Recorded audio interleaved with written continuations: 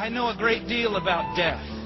As a young missionary, I lived for many years in a country that was torn apart by war. In that time, 23,000 people died. Sometimes to get the mail, I would have to walk over a dead body. The beauty of man is destroyed by death. The hope of all men destroyed by death. In my family, it has been torn apart by death.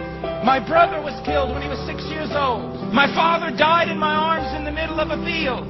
And a few years ago, I preached the funeral of my sister. I know much about death, but death is too strong of an enemy to overcome.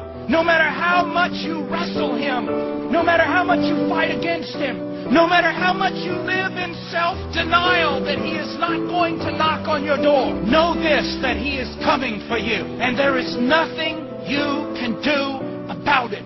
As David said, there is but a few steps between me and death. Within just a few years, some of you will be dead. Within 25 years, many more of you will be dead. And with 100 years, not only all of us will be dead, but we will be forgotten. All our hopes will be crushed. Every memory of whatever we have done will be erased. And of all creatures, we are most pitiful, because not only is death coming for us, we know it. You know it, and you know it.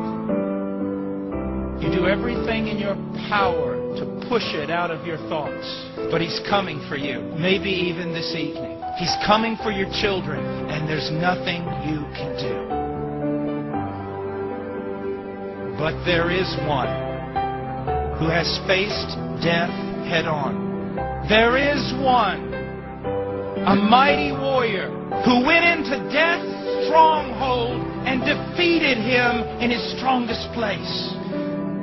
There is one who has overcome man's greatest enemy. His name is Jesus Christ, and he bore the sins of the world, and he died upon a tree, and he paid for the very thing that is the cause of our death.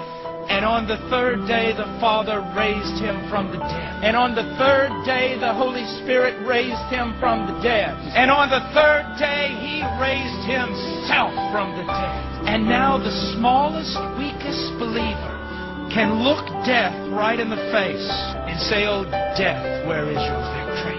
Grave, where is your sting? Sin, where is your power? You who have devoured nations, you will devour no more." You see, the gospel is good news, great news. God is crying out to you about it. Did not Paul the apostle himself say, "I am pleading with you, but it is though God is pleading with you through me"? Why will you live a life that has no meaning? Why will you live a life that literally is going to fall apart? Why will you allow yourself to be swallowed up by death?